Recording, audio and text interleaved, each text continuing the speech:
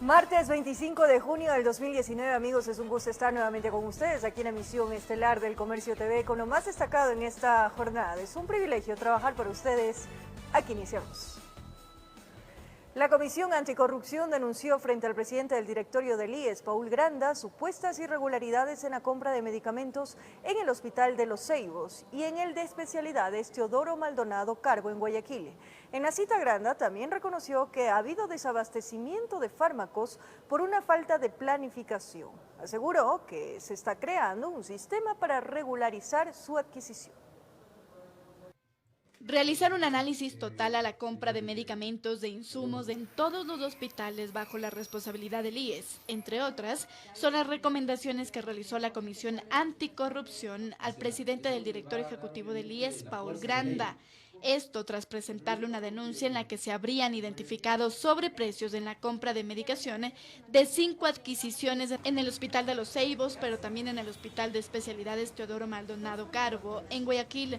Según el informe, este último centro de salud pagó casi $6 millones por la obtención de medicamentos cuando debió haber pagado solo 3 millones. En un contrato, él cobra $782,000 y el valor real que debió pagarse es $395,000. Eso significa un sobreprecio del 98%. Otro caso, un contrato de 1.600.000, el precio en la distribución es $140,000. El sobreprecio es $1.500.000, o sea, el 1000% de sobreprecio. El periodo en el que se realizó la investigación de la comisión es desde el mes de abril a diciembre del 2018. Granda se comprometió a realizar una auditoría, pero más allá de eso, aseguró que se está creando un sistema informático que permitirá transparentar todo el proceso de adquisición de medicamentos, pues según dijo, es un problema que ha habido por varias décadas. Estamos trabajando ya en este modelo y esperamos que en las próximas semanas podamos hacer ese lanzamiento oficial. En ese sentido, admitió que por falta de planificación, hace aproximadamente 10 días, se verificó un desabastecimiento de fármacos en los hospitales del IES, pero que a la fecha se registra solo un 17% de desabastecimiento a escala nacional. El problema, según dijo, se está solucionando. Ir corroborando cuáles son las deficiencias en cada hospital y muchas de las ocasiones incluso entregar medicinas en donde sí hay a los hospitales que necesitan y viceversa. Representantes de la Comisión Anticorrupción agradecieron la acogida por parte del presidente del directorio ejecutivo del IES y a la vez pidieron que se hiciera también una auditoría a la venta del Hotel Quito, informó Andrea Orbe. En las afueras del IES, decenas de jubilados se concentraron para protestar por la rebaja de sus pensiones jubilares patronales. Ellos aseguran que desde el 2015 han reclamado su derecho, pero no han tenido solución alguna. Paul Granda, presidente del IES, señaló que el tema se debe resolver en la Corte Constitucional. Es un tema que está judicializado, que está en la Corte Constitucional, y que esperemos se resuelva lo más pronto posible. La Corte Constitucional tendrá que resolver si le otorga o no le otorga el derecho a estas personas. Nosotros de todas formas estamos haciendo un análisis interno desde el punto de vista jurídico respecto de ese derecho. Las puertas siempre abiertas para escucharles, pero hay que entender que si hay un proceso judicial, tenemos que esperar ya la resolución de carácter judicial que nos determine, insisto, la vigencia o no de ese derecho. Eso es falso, porque hay un grupo que demandó, pero eso es allá. Nosotros estamos reclamando de manera administrativa, porque nosotros no hemos demandado, la mayoría no ha demandado. Estamos más o menos 1.300 trabajadores a nivel nacional, jubilados a nivel nacional, y nos quitaron. Nosotros no estamos pidiendo aumento de pensión, sino que nos devuelvan, porque la ley no es retroactiva. Mientras que en la Asamblea Nacional se alistan para emprender una fiscalización al proceso de inscripción de la candidatura de José Carlos Tuárez al Consejo de Participación Ciudadana, los asambleístas apoyan el inicio de un juicio político en contra del sacerdote, que según denuncian entregó documentos falsos para ser candidato. En la Asamblea se siguen sumando voces que buscan fiscalizar al actual presidente del Consejo de Participación Ciudadana y Control Social. Pero el legislador Raúl Tello quiere ir más allá y anuncia que se ha iniciado una investigación a los exmiembros del Consejo Electoral, que serían los principales responsables de haber aceptado la candidatura de quien hoy está cuestionado. En la finalidad de que se nos informe al respecto de las motivaciones que tuvieron para que se dé trámite a la calificación como candidato de José Tuárez al Consejo de Participación Ciudadana. Para ello se ha convocado a los exmiembros del Consejo Electoral Transitorio, incluidos los actuales consejeros José Cabrera y la presidenta Diana Tamaín, que también fueron parte del Consejo, que dio vía libre a la candidatura de Tuárez. Ellos deberán comparecer ante la Comisión de Participación. A partir de esa comparecencia, tomaremos la decisión de si existen los fundamentos necesarios, convocar a un juicio político a José Tuárez como presidente del Consejo de Participación Ciudadana y también, si es que es del caso, a algunos consejeros del Consejo Nacional Electoral. Y es que dentro de la Asamblea hay consenso entre los legisladores que buscan que Tuárez sea fiscalizado y se adelanta que apoyarán el anuncio de juicio político en contra del presidente del Consejo de Participación. Él no debía, por el mismo hecho de que es parte de un ámbito religioso, ser prácticamente candidato. Lastimosamente vemos que ha habido prácticamente se han forzado documentación. La Fiscalía también tiene que estar parte de este proceso porque en realidad vemos que se manejó de una manera totalmente incorrecta. Si se encuentran causales en un tema que se está discutiendo tanto en el Ecuador, donde se dice que presuntamente su inscripción habría sido irregular, la ley hay que aplicársela a todos, sin excepción. Se espera que este miércoles los ex vocales del Consejo Nacional Electoral acudan hasta la Comisión de Participación para que rindan cuentas, informó Javier Gallo. Se registran las primeras reacciones luego de que el CAL dio paso al inicio del proceso de juicio político en contra de la ministra de Salud, Verónica Espinosa. Se espera que el pedido sea remitido a la Comisión de Fiscalización en las próximas horas. Una de las legisladoras que impulsó el pedido de juicio reacciona a la decisión del CAL de dar paso al proceso de enjuiciamiento. Que hay pruebas suficientes, dice Montaño, para demostrar la inoperancia de la actual ministra en los casos de las pruebas de SIDA y la entrega de medicamentos en varios hospitales. El juicio político continuará y va a continuar porque la gente que se ha sentido afectada y que quiere un cambio en la red de salud pública y en la red nacional en general, está pidiendo que el juicio continúe, porque basta de dejar a los responsables de la administración pública, en este caso en el área de salud, en la impunidad. Desde la Comisión de Fiscalización se afirma estar preparados para recibir el pedido de juicio y arrancar con el proceso. Se adelanta que se deberá convocar de manera urgente a la ministra y a la denunciante para recopilar la información necesaria. Se prevén nuevas comparecencias, se prevé inicialmente, así lo determina la Ley Orgánica de la Función Legislativa, recoger todas las pruebas de cargo y descargo. En primera instancia hay que convocar bajo el legítimo derecho a la defensa que tiene la ministra de Salud. Ella tendría que volver a la comisión. Convocaremos a las autoridades necesarias, a todas las partes que tengan algo que aportar adicional sobre este juicio político y creo que una vez más demostraremos nuestro compromiso con la ciudadanía, que es lo que nos corresponde hacer. Aunque el trabajo dentro de la comisión está avanzado, pues recordemos que semanas atrás se recibió a varios de los involucrados en las denuncias para conocer sobre el tema. Como la comisión ha venido llevando un proceso de investigación previo, todos los insumos, todos los aportes, todo lo que se ha venido recogiendo en este proceso puedan servir también como insumos para el juicio político. Se espera que este proceso de juicio sea remitido en la comisión en las próximas horas. Una vez que se aboque conocimiento, se deberá definir el cronograma de actividades para recibir las pruebas de cargo y de descargo en este caso, informó Javier Gallo. La Asamblea Nacional dio paso para que el ministro de Hidrocarburos, Carlos Pérez, comparezca ante el Pleno por su denuncia sobre llamadas que habría recibido de varios legisladores para solicitar cargos públicos. Tras presentar la denuncia en una comisión parlamentaria, Pérez emitió un comunicado en el que aseguraba no contar con las pruebas suficientes para demostrar sus aseveraciones. El presidente de la Asamblea Nacional deberá definir día y hora para la comparecencia del ministro de Energía y Recursos No Renovables. Como parte de las investigaciones sobre el caso Arroz Verde, la Comisión de Fiscalización de la Asamblea Nacional pedirá la comparecencia de Carlos Pareja Yanuseli para que certifique la veracidad de una carta que circula en las redes sociales, donde se revelaría un supuesto plan para afectar a la campaña presidencial de Lenín Moreno en el 2017. en donde también se menciona al activista político Fernando Villavicencio.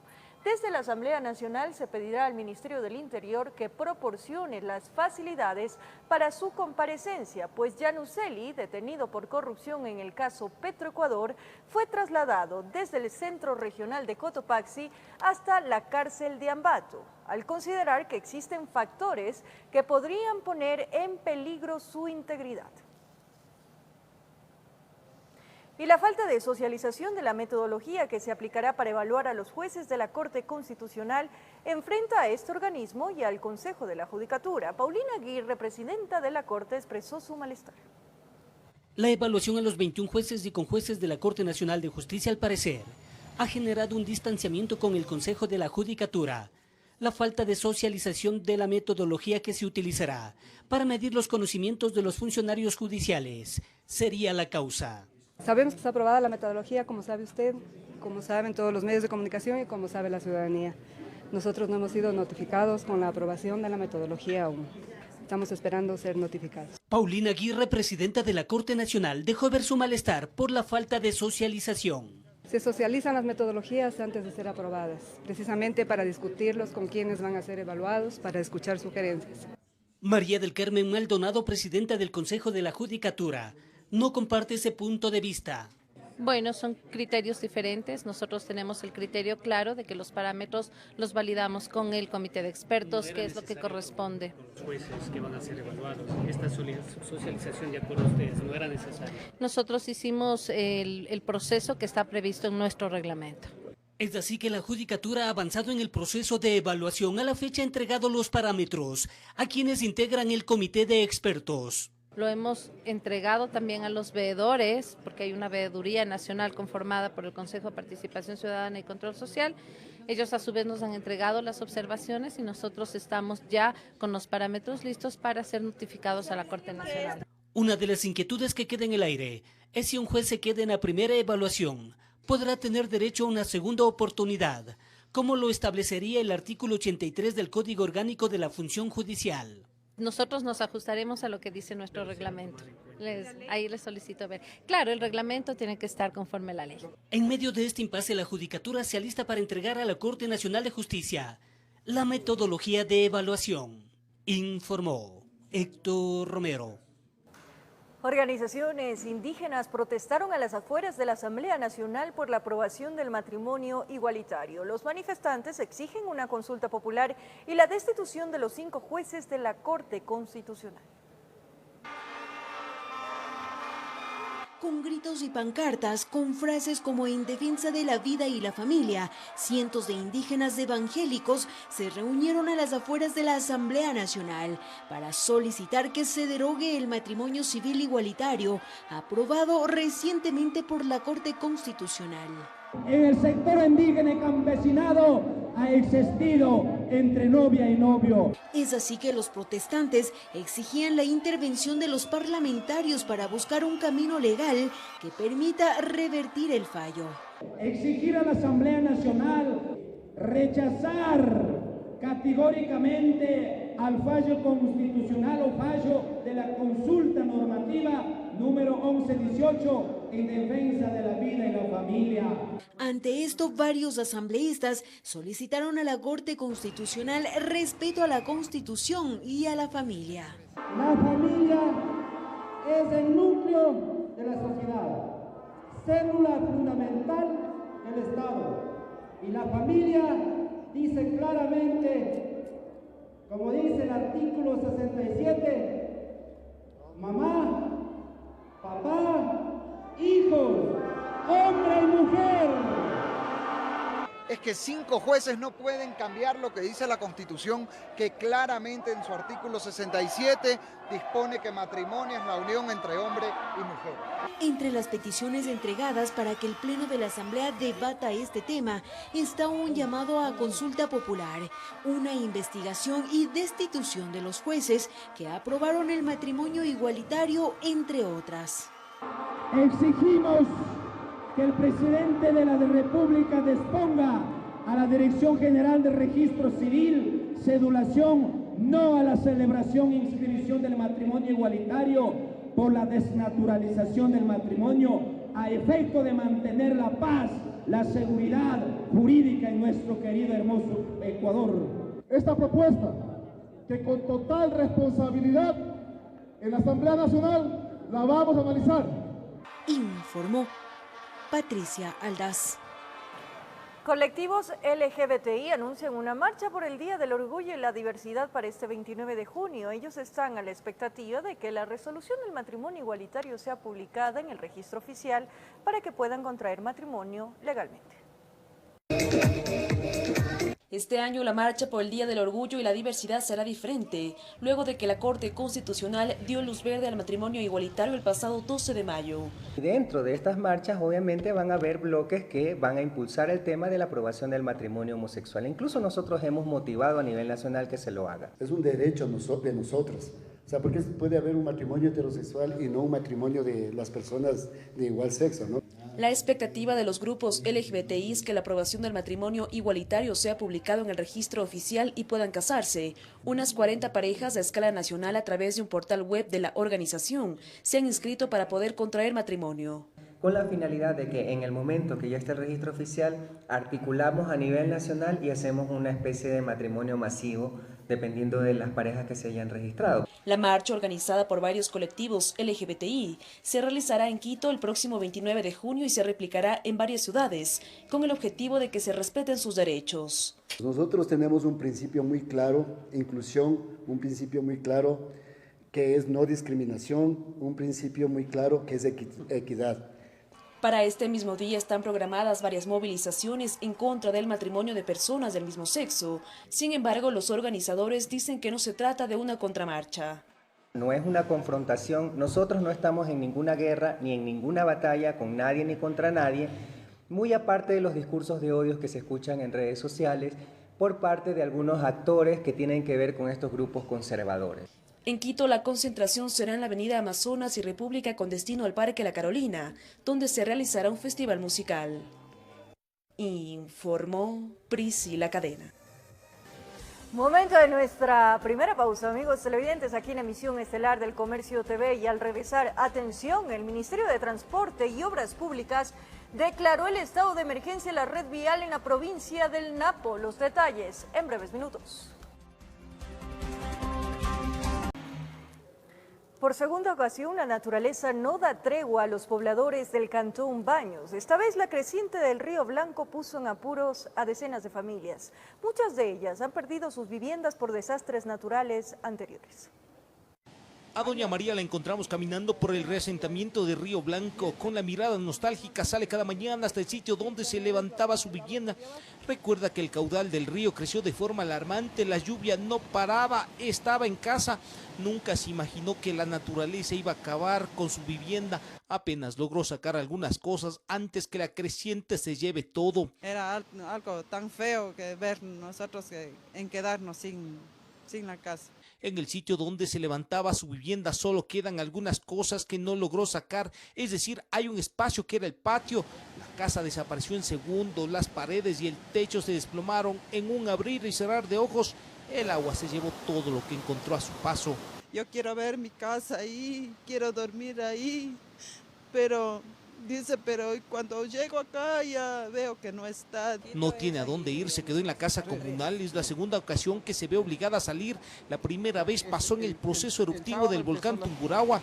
Su familia la integran 4 personas que nuevamente se quedaron sin un techo donde protegerse del frío, la lluvia y el sol. Oramos a que toque los corazones de las autoridades y nos ayuden a todas las familias. Pero el drama y sufrimiento no solo es de los que perdieron las viviendas, también lo sienten los vecinos. Doña Clara tiene su casa al otro lado de la vía, pero teme que en una próxima creciente el agua pase todas las barreras y ponga más familias en apuros. Era terrible, era miedoso que todos nosotros amanecimos aquí parados viendo. Una cosa es contar las vivencias y experiencias, pero otra es comprender lo que sienten desde adentro las mujeres, las amas de casa, las madres y esposas, que de la noche a la mañana perdieron su techo. Todos metieron mano para poder evacuar las cosas antes que el agua se lleve el esfuerzo de años de trabajo. Toditos vimos y que se bajaban las casitas adentro don Yogo Guerrero, de la hija, de la señora Maribel. No saben qué será de su futuro, solo esperan que los ofrecimientos de una nueva reubicación se concrete en el menor tiempo. No quieren seguir viviendo de la ayuda de vecinos. Con imágenes de Hernán Guano, desde Baños informó Iván Casamen. Las zonas afectadas por la temporada invernal en el Cantón Baños fueron declaradas en emergencia. Las autoridades coordinan la reubicación de 35 familias que perdieron sus viviendas. Por lo pronto trabajan y coordinan de forma urgente para conseguir un sitio donde reubicar a las familias afectadas por la creciente del río Blanco.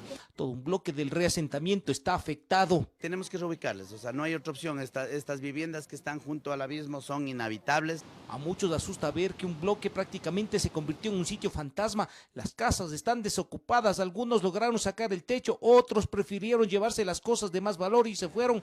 En medio del dolor saben que la vida de los suyos es lo más importante. Hoy lamentablemente de nuevo la naturaleza vuelve a ensañarse con nuestros vecinos, pero saldremos de esta emergencia. El alcalde del Cantón Baños está al frente de la situación, personalmente está coordinando las actividades. Espera que el estado de emergencia le permita entregar los recursos para atender a las zonas afectadas por el invierno destructor. Tenemos la necesidad de movernos urgente para proveerles de las viviendas perdidas a todas las personas damnificadas. Son 35 las viviendas afectadas por la creciente del río Blanco, 28 del reasentamiento de Juive Grande por el proceso eruptivo del volcán Tungurahua y 7 asentadas a las riberas del río. De la suerte de los otros bloques del reasentamiento se sabrá en los próximos días. Expertos hacen un análisis del eventual riesgo.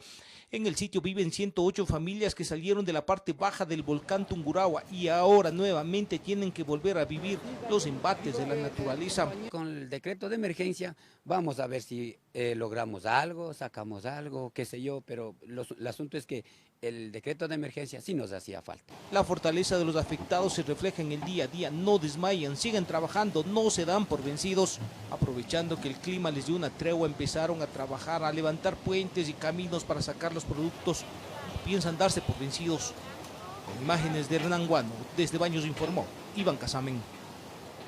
Atención, como lo anunciamos, el Ministerio de Transporte y Obras Públicas declaró el estado de emergencia a la red vial estatal en la provincia de Napo, afectada por los desastres naturales registrados en los últimos días debido a las constantes lluvias. A 5 días de que varios tramos viales en la provincia de Napo se vieran afectados con el colapso del puente sobre el río Huango y varios deslaves que mantienen suspendido el tránsito vehicular, el Ministerio de Transporte y Obras Públicas acogió el pedido de las autoridades locales y bajo acuerdo ministerial declaró el estado de emergencia a la vía Papayacta-Baeza-Cozanga y de Narupa-Cotundo, ubicados en los cantones Quijos y Archidona. Se está levantando la emergencia para esta vía y en función de esto entraríamos ya con una rehabilitación integral del todo el tramo, la recuperación del puente, que significaría ya la construcción del nuevo puente definitivo con unas condiciones ya diferentes a las que tenía inicialmente, ¿no? Según explicó el viceministro de Infraestructura del Transporte de esta cartera de Estado, Ricardo Paula, el estado de emergencia se evalúa para ser replicado en otras provincias, donde los desastres naturales producto de la inclemencia del tiempo han dejado graves afectaciones en la red vial estatal.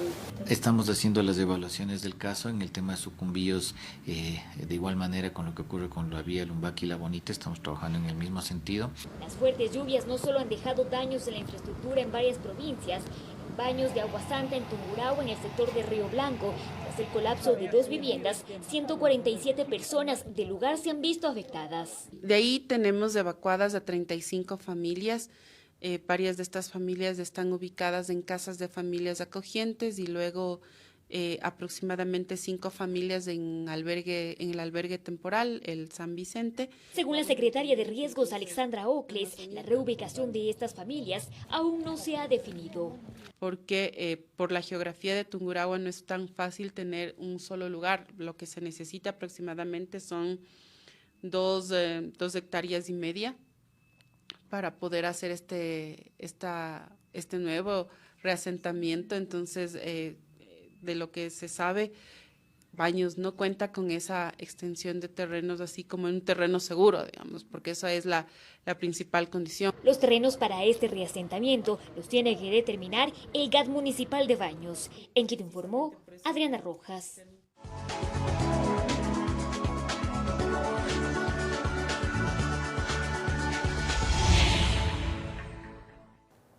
En la provincia de Imbabura se encuentra una de las minas de oro, cobre y plata más grande del mundo. Se trata del proyecto denominado Cascabel. La firma concesionaria ha invertido desde el año 2012 cerca de 95 millones de dólares. El gobierno sostiene que la gran minería es la solución económica para el país. La provincia de Imbabura tiene una de las minas más grandes del mundo, el proyecto Cascabel. Ha sido calificado por expertos como un depósito nivel 1, que puede contribuir con más de la mitad de la producción de cobre del mundo. Según la evaluación económica preliminar que concluyó en el mes de mayo, establece que el depósito mineral Alpala del proyecto se convertiría en la mina subterránea más grande de plata, tercera de oro y sexta de cobre en el ranking mundial. Al momento es el mayor yacimiento minero del Ecuador, por sus reservas de 10.9 millones de toneladas de cobre y más de 23 millones de onzas de oro. Aquí nosotros tenemos una roca intrusiva, la cual posee B-veins, que es de composición de cuarzo, y en el medio se encuentra una vetilla de calcopirita. Es un sulfuro de cobre y es lo que nosotros aquí en el proyecto buscamos. Los avances del proyecto fueron constatados por las autoridades de gobierno, técnicos de la empresa concesionaria australiana SolGold y medios de comunicación. Según el viceministro de Minas, Fernando Benalcázar, la empresa ha invertido desde el año 2012 hasta la fecha 95 millones de dólares. De los cuales solo este año 51 millones.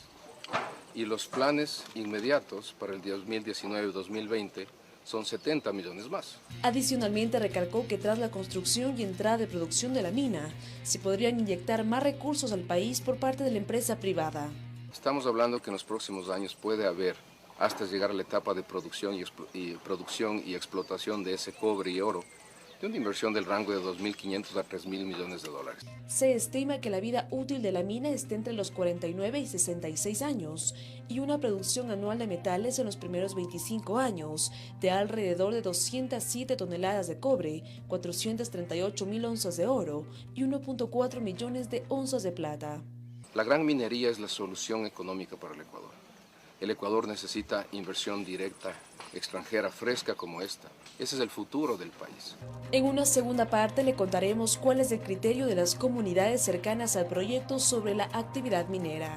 Con imágenes de Amparito Rosero, informó Priscila Cadena.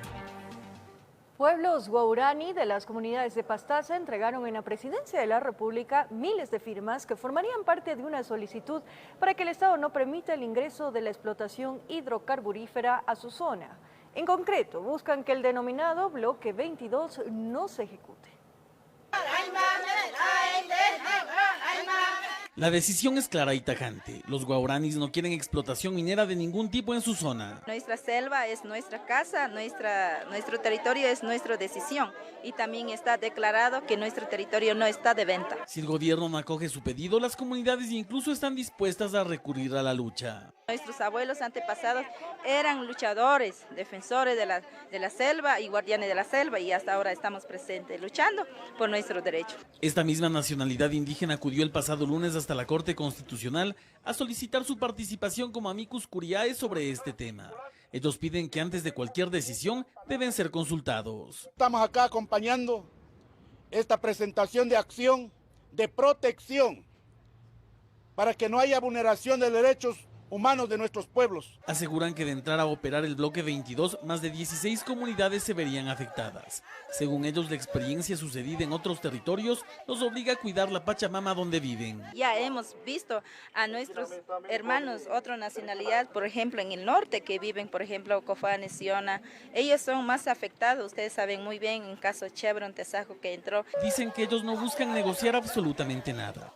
Sin embargo, mantienen su confianza en el Ejecutivo como en la Corte Constitucional para que, según cuentan, no se repita la historia de destrucción ocasionada por la explotación hidrocarburífera. Informó Javier Rosero.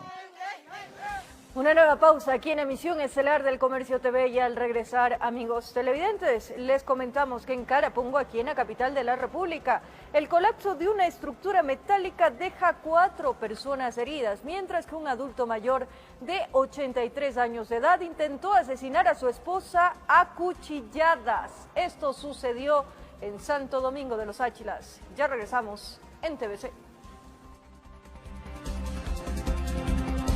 Regresamos en el Comercio TV. 4 obreros resultaron heridos tras el colapso de una estructura metálica. El incidente ocurrió en una edificación en el sector de Carapungo.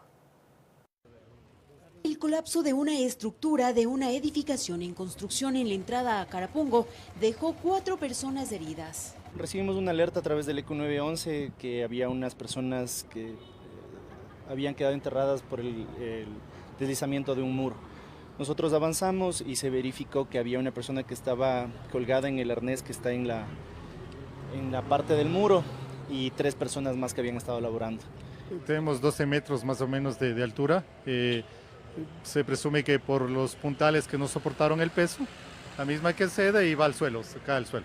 Según información preliminar de los organismos de socorro que llegaron al lugar, brindaron los primeros auxilios y la valoración correspondiente a los heridos que fueron trasladados a diferentes casas de salud. Se resbalaron, que ahí se cayeron y tienen algunos hematomas, algunas raspaduras en su cuerpo, pero aparentemente nada de consideración. En el lugar del incidente se pudo observar el trabajo de la unidad canina del organismo de rescate con el fin de descartar personas atrapadas en el colapso estructural, cuyas causas aún serían desconocidas. Hay obreros que se quedan colgados porque ellos son arnés y tienen unos cables de seguridad y se cae la viga, pero ellos quedan colgados. Se hizo una evacuación, se hizo una reunión de todos los empleados, todos los trabajadores. Se hizo el conteo y todos están completos. Debido a este incidente, se registró el cierre temporal de las vías en los sectores de la Panamericana Norte, en las calles Giovanni Calles, Corazón de Jesús, informó Patricia Aldaz. 3 personas heridas es el resultado de un accidente de tránsito registrado en el sector de Nayón, nororiente de Quito. Un desperfecto en el sistema de frenos de un automóvil sería la causa. Como si fuesen de juguete con las llantas de arriba quedaron estos 2 vehículos, luego de haberse impactado lateralmente, como lo confirmó un agente metropolitano de tránsito. Al momento se ha producido un accidente de tránsito de tipología pérdida de carril de circulación, con un choque lateral angular y posterior un volcamiento 3/4 de 2 vehículos. A pesar de la magnitud del accidente de tránsito, solo se registraron pérdidas materiales. Los ocupantes del automóvil como del vehículo tipo Y resultaron con heridas leves y fueron atendidos en el mismo lugar. Cuando vinimos acá pudimos constatar y atender 3 pacientes. Están siendo valorados y atendidos. Se solicitó una unidad por si acaso sea la necesidad de transportarlos, pero mientras tanto todo ya está controlado. Ahorita se desconectaron baterías para evitar alguna ignición de fuego y también se va a dejar limpiando la calzada para evitar futuros accidentes. Ocurrió en Avenida Oriental, sector de Nayón, hasta donde se movilizaron miembros del Cuerpo de Bomberos, Cruz Roja Ecuatoriana y agentes de tránsito. Me indican de que un vehículo del que estaba circulando por el lado izquierdo pierde el control, indica de que no le cogían los frenos. Y posterior a eso, pues se impacta y le impacta al otro vehículo y se provoca el volcamiento. De primera mano se descarta exceso de velocidad, porque si no, de acuerdo al uniformado, el hecho pasaba a mayores. Correcto, ya que estamos en una vía rápida, en este caso una vía perimetral, en la cual el mínimo de velocidad es más o menos de 90 kilómetros por hora. Por suerte, y dando gracias a Dios, pues no hay víctimas que lamentar y en este caso más daños materiales a los vehículos. Y como le indicaba a los conductores, lo importante es que se encuentren bien y que manejen con cuidado. Un gran susto que esta vez afortunadamente no cobró vidas humanas, informó Héctor Romero. Un presunto femicidio se registró en la capital Azuaya. Una joven mujer de 23 años de edad fue asesinada de varias puñaladas. Las autoridades investigan el caso.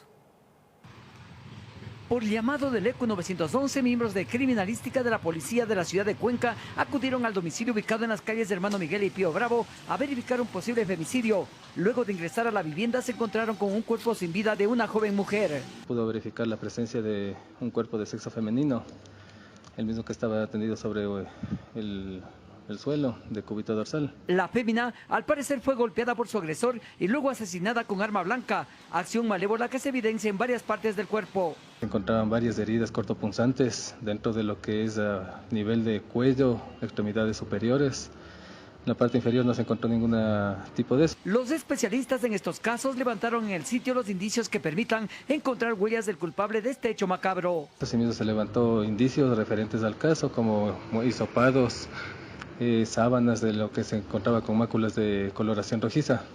Para posterior los análisis verificar a veces que pertenecen a la víctima o al victimario de quien realizó este hecho. La policía busca al responsable de este crimen de la mujer que hace 4 días había arrendado la casa. Es una persona de aproximadamente unos 23 años a 26 años, de sexo femenino. Se encontraba semidesnuda, entonces asimismo las unidades policiales continúan con la búsqueda del posible causante del hecho. Según la policía, el posible femicidio habría ocurrido por la mañana. Aproximadamente sería de unas 8 a 12 horas, vista que todavía no emanaba ningún mal olor y el cuerpo se encontraba solo rígido, sin escoriaciones, asimismo con livideces no modificables. Sí. Informó desde la ciudad de Cuenca, Francisco Ramírez.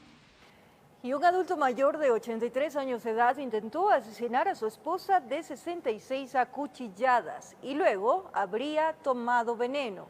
Este nuevo caso de tentativa de femicidio se registró en Santo Domingo de los Áchilas. Ambos se encuentran en estado crítico.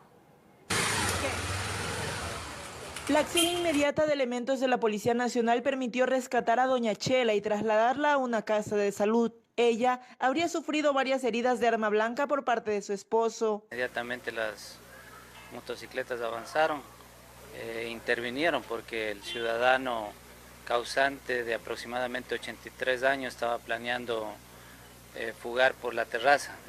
El intento de femicidio ocurrió en la tercera etapa de Los Rosales, sector residencial de Santo Domingo, cuyos habitantes se sorprendieron al enterarse de lo ocurrido. Nos enteramos porque yo veía a la policía que corría, y yo me salía a ver qué era lo que sucedía. Vimos que sacaron al señor que lo sacaron por respaldo con la policía.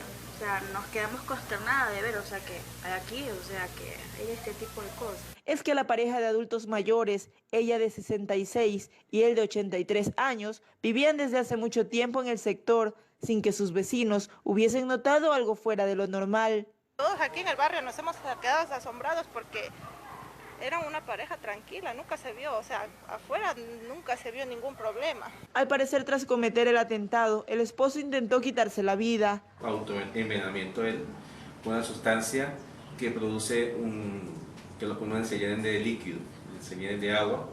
Ahora ambos permanecen asilados en una casa de salud de la ciudad. La paciente fue estabilizada, atendida por nuestro personal médico de emergencias, oro intubada y se le dio la asistencia también por parte del equipo de cirugía.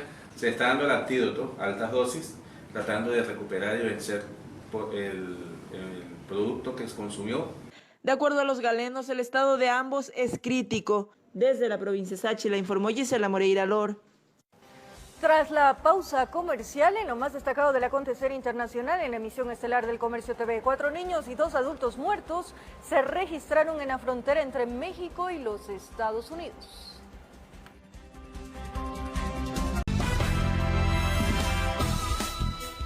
Concluye el Comercio TV, amigos televidentes. Gracias por su compañía, cariño, pero sobre todo, fiel sintonía. Un abrazo grande.